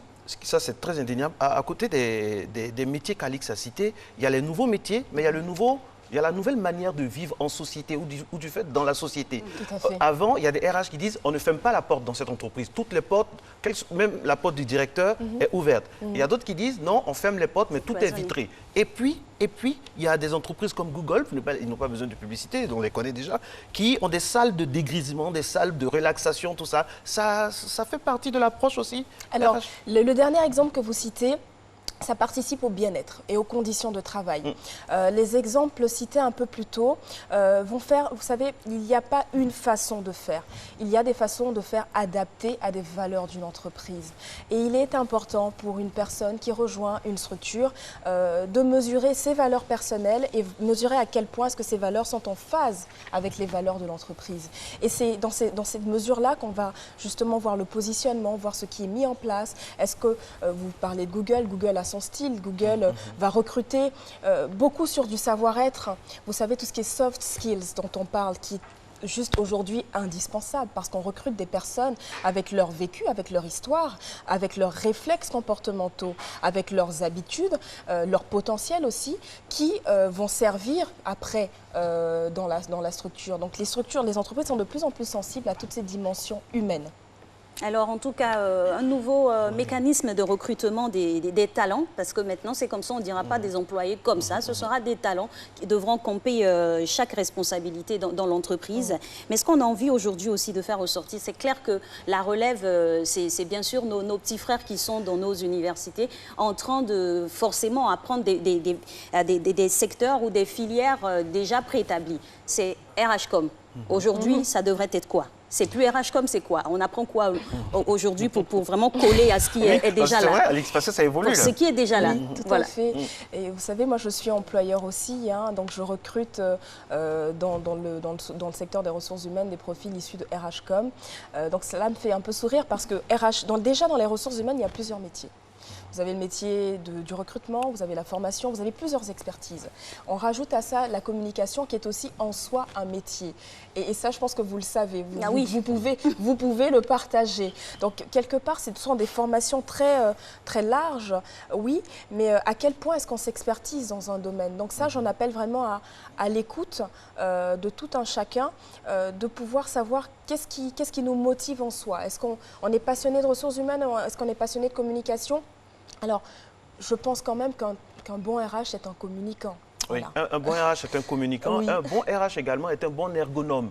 Il va veiller à ce que les conditions de travail soient adéquates et qu'elles puissent impulser, bien sûr, la capacité de faire du profit, par exemple, pour l'entreprise. C'est ça. Par exemple, je viens dans une entreprise, l'étude des manières, par exemple, si c'est des ouvriers, la manière d'attraper le marteau ou bien de manier les machines, c'est très important. J'aimerais qu'on parle un peu d'ergonomie et RH. Vous intégrez ça également dans vos approches? Bien sûr. Vous avez parlé de la manière de tenir un marteau. Les sièges au bureau, pour les femmes enceintes, ou pour les hommes d'un certain âge, tout ça. Tout cela est en fait les conditions. Voilà. Ce sont les conditions de travail. Donc oui, bien sûr, l'ergonomie fait partie des conditions qu'il faut, des moyens en fait que l'employeur va mettre en place pour que le travail soit bien réalisé, bien effectué.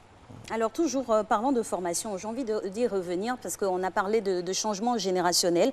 On avait une manière de gérer les RH à un certain niveau. Aujourd'hui, on a de nouveaux métiers qui devront être campés par des personnes formées. Est-ce que le système de formation d'aujourd'hui est-il aux normes de l'évolution qui est en train de se faire, de la révolution qui est déjà amorcée? Alors clairement, je dirais non. Voilà, la réponse, elle est Alors évidente. qu'est-ce qui devrait être fait? Il faut préconiser quelque chose, un changement radical de la méthodologie de formation? Le changement radical ne peut pas arriver du jour au lendemain parce qu'il faut être aussi objectif. Il faut prendre conscience des réalités du marché, de nos environnements. Les environnements, comme je l'expliquais, qui sont en permanence, en mutation et qui bougent très très vite. Okay. Par contre, ce qu'il est possible de faire pour tout un chacun, c'est de développer soi-même une curiosité sur ce qu'on est, curiosité envers soi-même et envers le monde. On a Internet aujourd'hui. Internet, c'est une concentration d'informations avec des formations qui sont Madame, accessibles. moi j'aimerais vous poser une question concrète. Quand vous êtes entre vous, association de RH, pendant qu'on vous met le micro, je rappelle que nous avons lundi ici à Matin Bonheur vraiment un groupe très homogène, vraiment de personnalités en matière de ressources humaines. Alors moi la question que j'aimerais poser à notre experte c'est qu'est-ce qui ressort le plus souvent, pour parler Côte d'Ivoire, qu'est-ce qui ressort le plus souvent comme problème? Tant Alix a parlé de formation, tant au niveau de la formation, tant au niveau de l'intitulé des postes. Est-ce que c'est intégré à toutes les 500 et quelques sociétés que nous avons en Côte d'Ivoire? Qu'est-ce que vous remarquez comme problème qui empêche l'épanouissement et des RH et des ouvriers, des employés dans les entreprises en Côte d'Ivoire? Alors, c'est beaucoup en lien avec l'évolution, si vous voulez, des mentalités et cette peur-là du changement. Raison pour laquelle, de plus en plus, les experts que nous sommes sommes mandatés pour accompagner les entreprises et les décideurs, les dirigeants, à cette conduite du changement. De sorte à ce qu'ils puissent prendre le tournant, que ce soit par leur façon de piloter en fait leurs entreprises. Et voilà, pouvoir justement proposer des politiques qui sont adaptées. Et vous allez voir qu'on a aussi cette fonction de HR Business Partner, de Human Resources Business Partner, qui est en fait le partenaire de la direction. Une direction générale qui ne travaille pas ou n'est pas en phase avec une direction des ressources humaines, ça patauge et ça n'avance pas. Voilà, c'est comme nager à contre-courant. Donc c'est surtout ce qui ressort, je dirais. Moi, j'ai envie de vous demander, est-ce que cette démarche-là n'est pas assez coûteuse? Parce qu'à vous entendre, la racine, ça m'importe beaucoup. Parce que je me dis que quand on change à la racine, c'est sûr qu'en amont ou après, en aval, on a le résultat escompté. Si aujourd'hui, les sociétés devraient seulement s'arrimer qu'au cabinet pour pouvoir changer les mentalités et non pas les politiques de changer la manière de former, est-ce qu'on n'est pas en train de perdre du temps? Alors, on peut avoir l'impression de perdre du temps au début, mais les experts vous prouveront via des calculs que vous en gagnez. J'ai participé l'année dernière à un congrès sur le bien-être au travail. Vous savez, on peut se dire « Ah non, mais ça c'est pour les autres, ça ne nous concerne pas ». Mais vous aviez donc un scientifique, donc c'est un scientifique qui démontre via des calculs dans chaque structure que mettre en place des conditions qu'il faut pour les salariés et recruter des salariés qui sont compétents et arriver à les gérer, donc les développer in fine, par A plus B, via des calculs, on montre une rentabilité.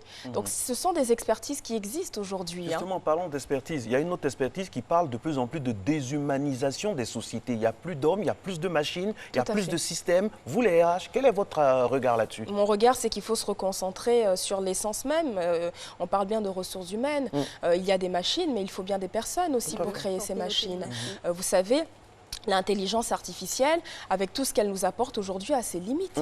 Il y a des choses qu'on ne pourra pas remplacer par une machine. Il y a le sens de l'humain et l'intelligence des situations qu'une machine... moi, je pense, ne pourra pas avoir. Alors, ça se discute, mais mettre plus d'humanité. Alors, l'humanité, ça n'est pas qu'être conciliant, c'est être à l'écoute des personnes, connaître leurs motivations, savoir comment s'adresser à ces personnes pour, in fine, les faire avancer dans votre sens. C'est un art, c'est un métier, ça s'apprend. Merci infiniment, Madame Aniela Vékwakou. C'est moi qui vous remercie. Vous avez entretenu, voilà le cadeau promis.